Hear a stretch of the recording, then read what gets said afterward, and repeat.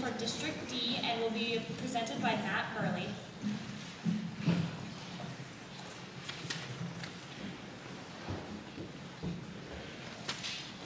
Hi, I'm a senior here at Mountain Vista, and my name's Matt Burley. What do you think of the new schedule? Do you think it works effectively? If not, how could it be changed to be more effective?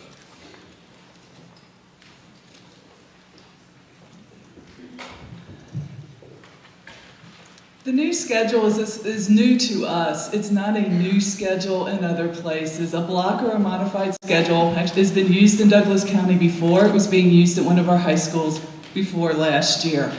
I think like every schedule, there are advantages and disadvantages. I think that some of the advantages in my own daughter's experience is that she likes the longer block days. Those days give her more time with her teacher. It gives time to answer questions. It often gives time to start on homework, so you get an opportunity to see if you really understand the classes. The fact that there's only homework for 4 classes most nights of the week is also advantageous for kids that are involved in activities. They're not trying to get homework done for 7 or 8 classes. The advantage and the reason that that schedule was put into place is because at the time, 2 things were being asked by our high school teachers, students, and principals. That we be able to find a way to create more classes and more sections of classes, and that we be able to decrease class size. That's happened. At some of our high schools, there were over 400 classes that had more than 30 kids in them before the schedule change. Since the schedule change, at most of those schools, there are 100 classes that have over 30 kids in them. The reason that some of those classes have more than 30 is that includes classes like band, like PE. So I think from that perspective, it's a good thing. The one thing that it did do is it changed the amount of time that a teacher has in their prep times and their prep periods. I think that the trade-off being that class sizes are smaller, that they don't have as many people in their classroom at the same time, that is a good thing. Barbara's too tall, so I have to adjust. Gosh. So the schedule's an interesting topic, isn't it? My 2 older children have gone to or are going to Castleview High School that has a full block schedule. I don't know if many of you know about that, but we actually have 4 intensive block classes every quarter. So you get a semester's worth of instruction in a quarter. You go double the time. So that's a true block schedule where you really only have 4 classes all the time. And that's only if you get to take 4 classes. Unfortunately, last year, our principal had to tell our students that only, rather than a few exceptions, the students could only take 3 out of the 4 block scheduled classes per quarter. That's 90 minutes a day. They sat out of class, and did goodness knows what. They're going all over the streets and doing all kinds of things.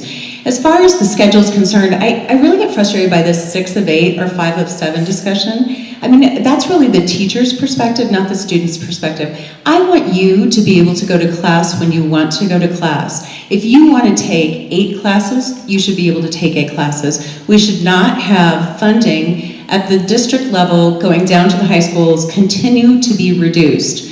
Let me tell you that I've looked at the site-based budgets, and as of last year, the district receives so much for per pupil revenue, and they pass down a portion of that to your school for your site-based budget. That's the budget we were talking about where your principal can make choices about what he offers and how many teachers he hires and all of that. Let me tell you that last year, only 48% of the per pupil revenue received by the district was passed down to your high school. 48%. That meant 52% stayed at a level above where our children are being educated. I find that unacceptable, and I think we need to look at how we bring money back into the classrooms where you are actually learning. Thank you. I don't know if you guys realize the reason that we have less money. Douglas County is the lowest funded school district in the metro area. We get almost $1,500 less per pupil than Denver County gets for their kids. We also have had cuts based on the state level over the course of the last 4 years.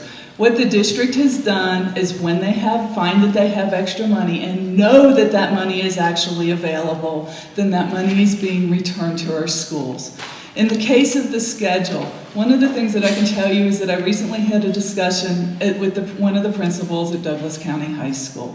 What he said is that what he needs to return to a 5 of 7 schedule at that one building is an ongoing $3.5 million a year.